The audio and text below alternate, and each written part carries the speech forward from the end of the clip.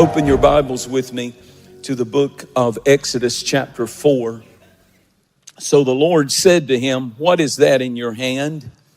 And he said, "A stick." And he said, "Cast it on the ground." And he cast it on the ground, and it became a serpent, and Moses fled from it. And the Lord said to Moses, "Reach out your hand and take it by the tail." And he reached out his hand and caught it, and it became a rod in his hand, a stick in his hand. I'll stop reading there for the sake of time. But this is the miraculous story of God using Moses, but it's really the story of how God wants to use you and wants to use me in troubling times like we're living in. After 400 years of Egyptian bondage, God lit up a bush in the desert, and he said, "Moses, I want you to go tell Pharaoh to let my people go." For 40 years, Moses had been hiding in the desert, camouflaging himself from his calling, running from his calling. That's why when the voice spoke out of the burning bush, it said, "Take your shoes off, because I'm tired of you running from the call. I'm tired of you running in intimidation and fear from what I've called you to do. You've been running from the mission and the assignment that I have for your life. Don't run from it." If ever there was an hour for us to run to the call and the plan and the purpose of God as a church and as individuals, this is the hour to take your shoes off, take your running equipment off, and stand on holy ground and let me use you like I want to use you. He was full of fear.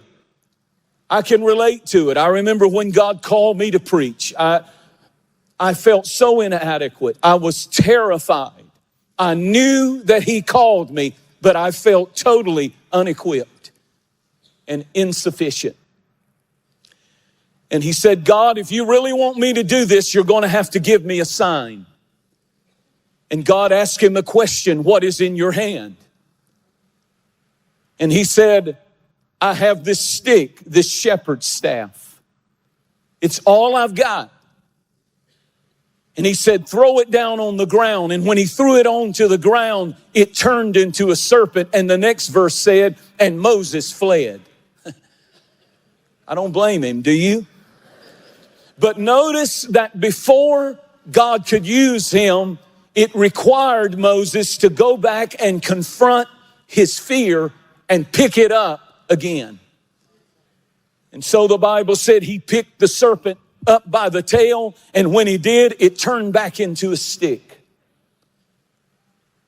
That stick that looked so normal. That stick that looked so common. They were all over the place.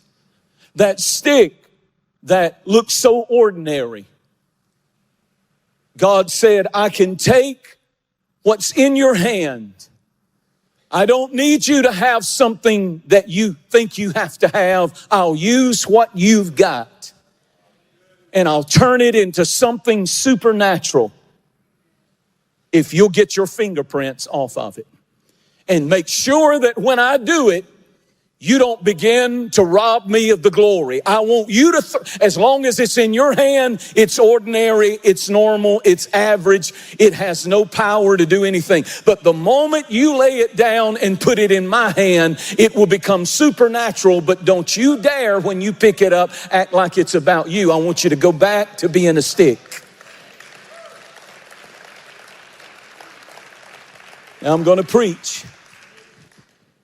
And Moses, when you're standing at the Red Sea, and I brought you and 2.5 million Israelites out of Egyptian bondage, and Pharaoh's army is closing in on you, trying to recapture you, I want you to take that stick and hold it up, and I'll part the Red Sea, and you'll go through the impossible to the promised land. Because sometimes all God needs is a stick.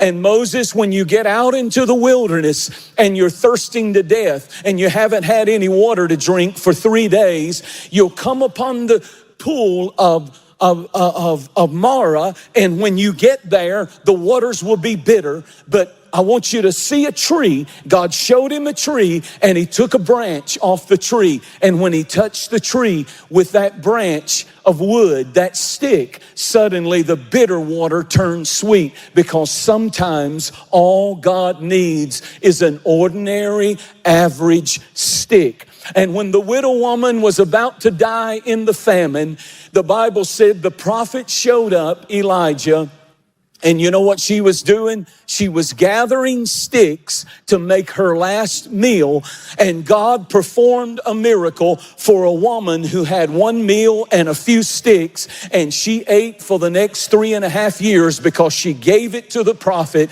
And the Bible said, I'm gonna put it in my own language, I believe she had pancakes in the morning and cornbread at night, because the meal a barrel never ran out. Come on, she's probably into what we like, pancakes and cornbread. Say amen, somebody.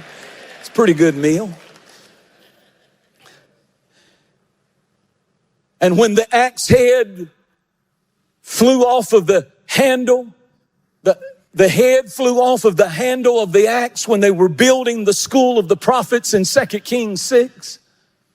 The Bible said that the prophet walked over and picked up a stick and touched the Jordan River, because the axe head had gone into the river and sunk to the bottom. And when he took that ordinary, plain, average, common stick and he touched the water with it in faith, the Bible said the axe head began to swim in the water, came up from the water, past the fish, past all the things, the snakes or whatever was in there, came all the way up, did the backstroke across the Jordan River, jumped up onto the axe stick, and they went right back to building, because God, all he needs sometimes is a stick.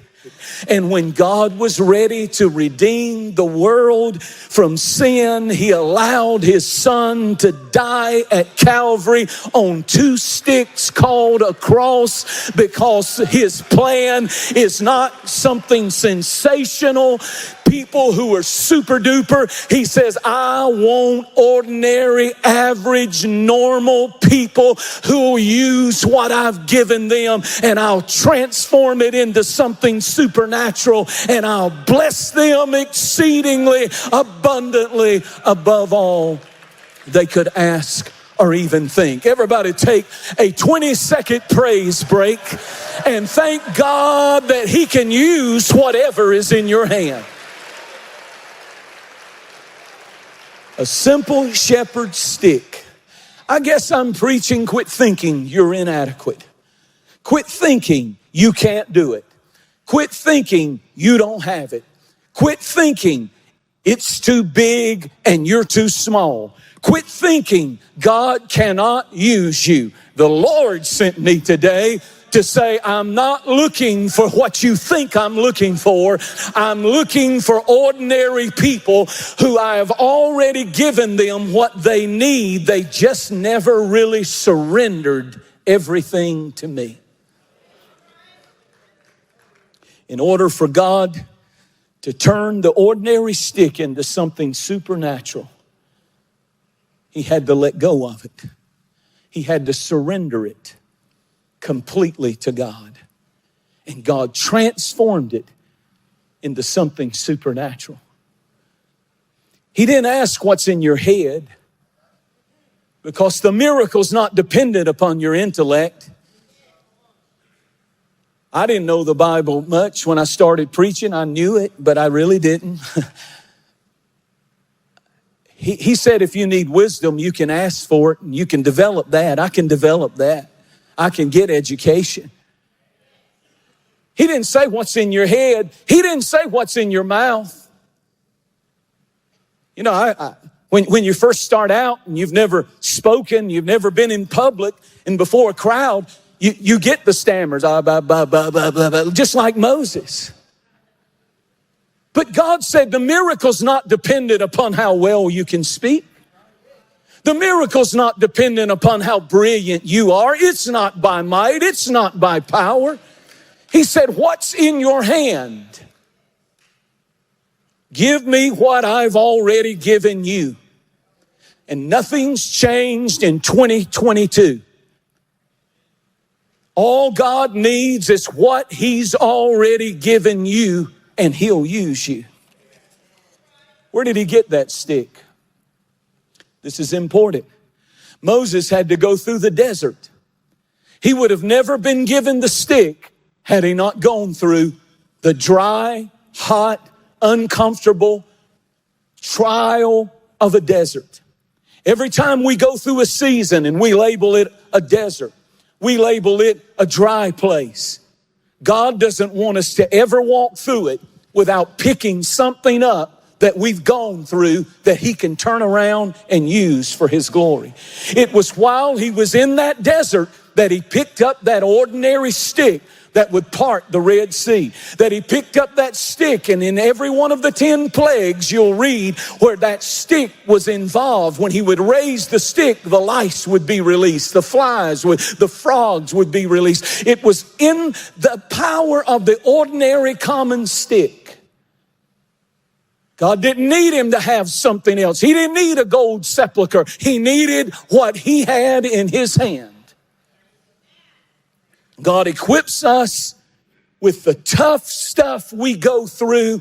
He says, you're not just going to go through it, but you're going to pick something up out of it that I'm going to use in a supernatural way.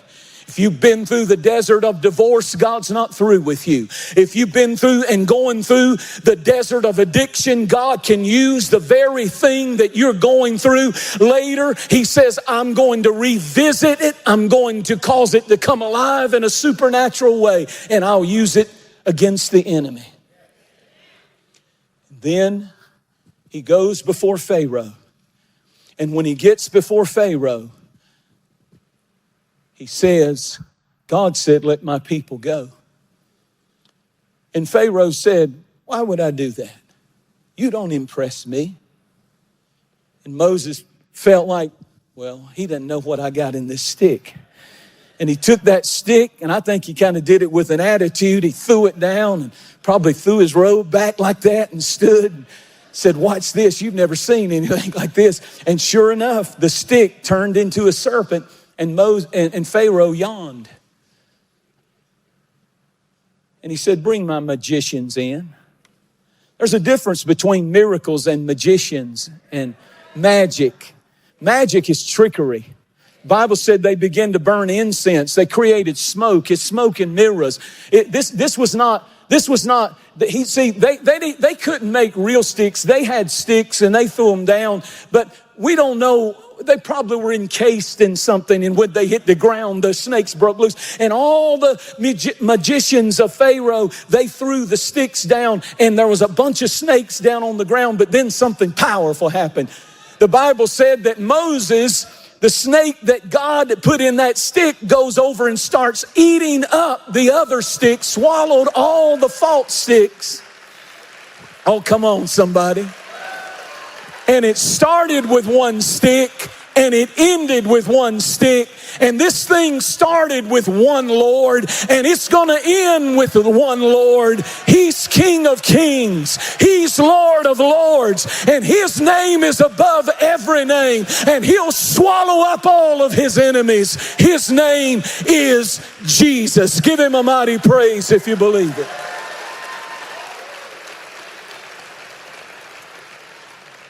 It's not that God can't take simple people and use them magnificently. Take simple business people and bless them and exalt and blow their world up in a powerful and prosperous way to where they're just, doing things that you never dreamed you could do. That's not the biggest supernatural thing of the story. It's the fact that when Moses picked the snake up, it went back to being a stick. The snake turning back into a stick is the most supernatural part. Because many times we love the sensational. We love the super successful. We love the super spiritual. We love it when God throws us down and He uses us and He does something powerful in front of an awesome audience, and it's a big deal.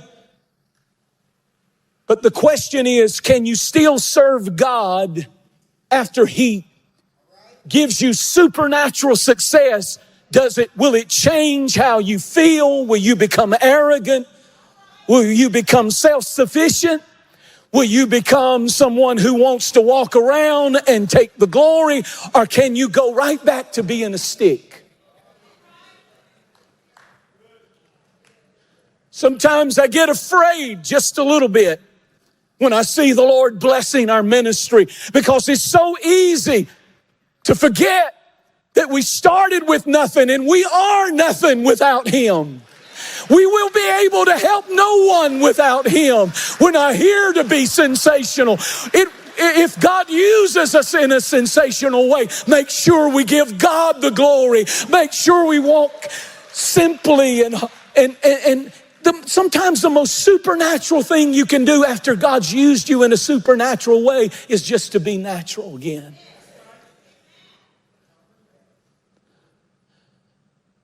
When you first started coming to church, you were just a stick. Oh, how you needed Him. You walked down that aisle and you got married as a little couple that didn't have much but love. You were living on love. Oh, how you needed Him. But somehow you think you don't need Him now. Can you go back to a simple, ordinary stick? But I can't find anywhere after that occasion that God ever turned that stick back into a serpent. God never used the serpent again. But when there was a division in the camp of the Israelites, and Moses wanted to decide which of the 12 tribes the high priest would come from, he told each of the leaders of the 12 tribes to bring a stick from an almond tree. Cut the limb off of an almond tree and bring the stick and lay it in the presence of the Ark of the Covenant. And the stick that was cut down and comes alive will be the one that I choose. Write your name on it from each of the tribe leaders. Write your name on the stick and lay all 12 of them on the altar. And the one stick that comes alive that was completely cut down, you'll know when it starts budding. When the rod starts budding and it's not even connected. You know where the life was coming from? The Ark of the Covenant. In His presence, there's life. In His presence, there's supernatural provision. In His presence, there's supernatural power. My God, if you want to get in if you'll get in His presence, that which has been cut down and is dried up, it will begin. The Bible said the next day they walked in and Aaron's rod was budding and there were almonds on it. A supernatural success. God said, I like that stick.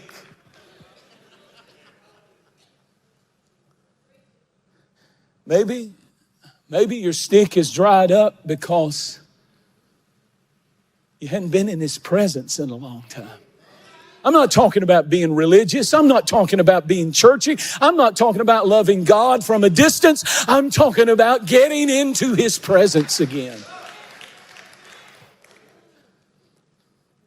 And this is what happened.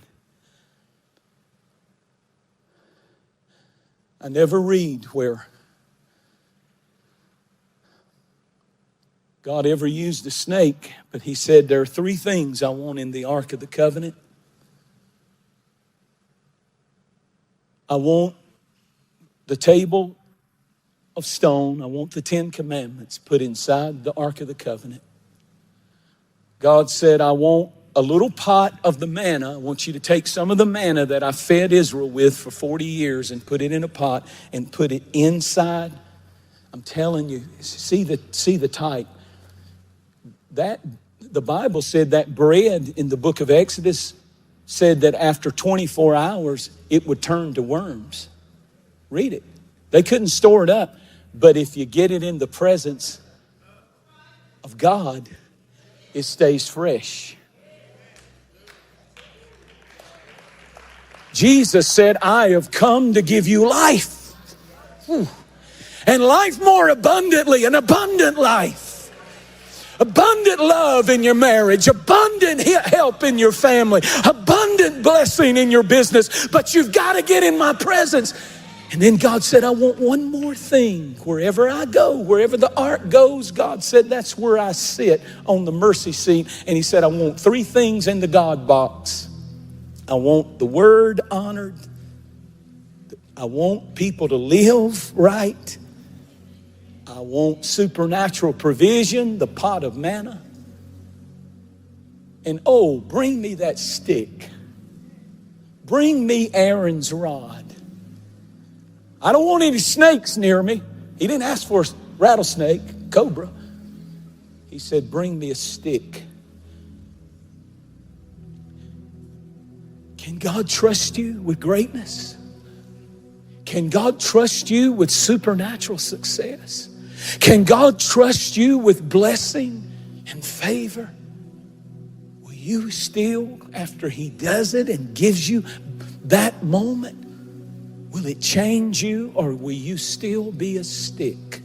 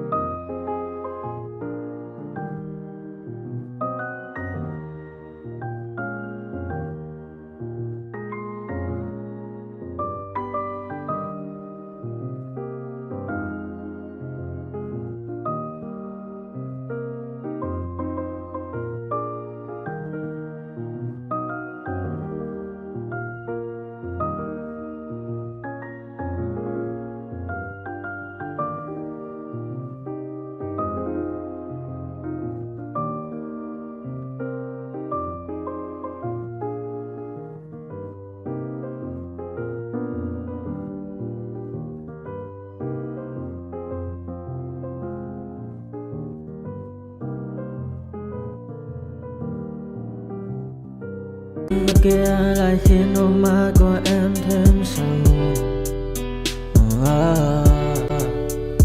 Vì sao em đi cần để lại lý trí, chẳng để lại anh khi nước mắt cần rơi, cần rơi. Vì giờ em đã vội quên đi bao câu hứa mình còn cho nhau, quên đi bao nỗi đau mình dành. Ngày giờ em đã vội quên đi những lời hứa ngày nào, vì dòng nước mắt em đã vội rơi. Anh không thể mãi anh như đến vào điên rồi.